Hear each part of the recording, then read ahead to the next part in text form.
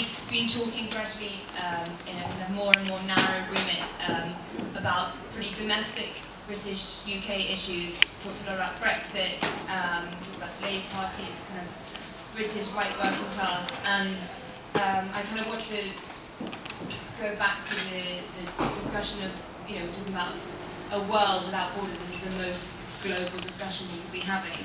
And we've talked a bit about free movement and its implications, but also about the difficulties of people moving and people getting up from everything they know, and that most people will only do so if they are pushed to. So my question is just kind of really to gauge your opinions and perspective on whether a world truly without borders would be a kind of gradual diffusion of nations, or whether in fact you would envisage a slowing in the movement of people, and more people actually looking to stay where they are, especially through, as we've talked about, foreign policy kind of redistributions of wealth and resources, enabling them to do so. Okay. The second question, then I'll get the panelists to answer that. Yeah, it might be a bit of a really confused question, but Ashraf was saying that we shouldn't focus on the economic reasons. And so from a moralistic standpoint, even if you can't use borders, would it be second best optimum to, from a moralistic standpoint,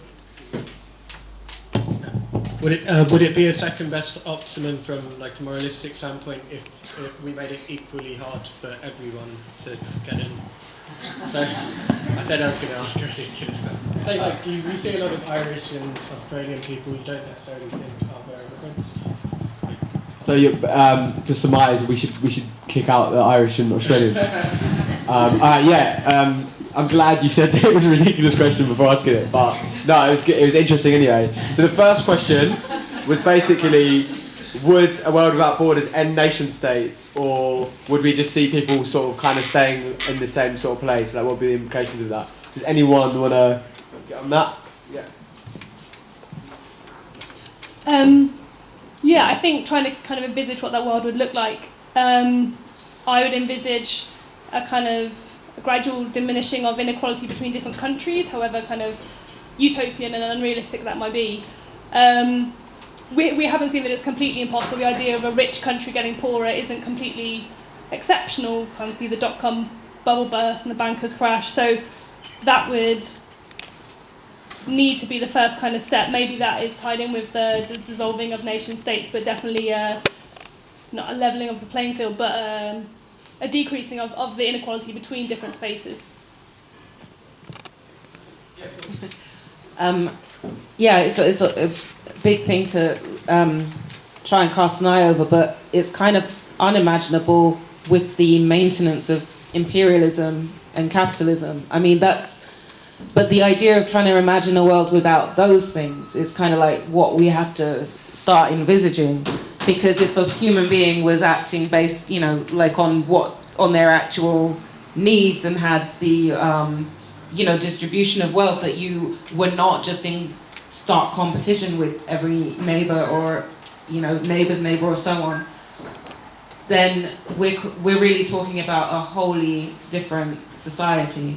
And that's where we'd have to start. I think the points about human beings, of course, but that's what we are. Like materially, I always say it's not a hippie thing.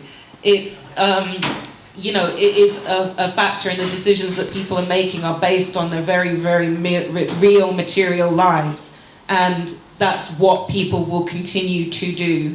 But if you alleviated the questions of imperialism, of the exploitation, and the inequality between countries as well as between the, individuals, then the possibilities open to a human being is completely different.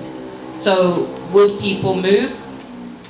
Well, when we are free to have a choice, we also move around, but it's not like you're just going to stay still, but I think, the whole world, or the questions dictating what you do would be utterly different. So what you then do is kind of like hard to imagine. Well, I'd like to try and give it a try, but I'm not sure if I can give you a picture. Really, thanks.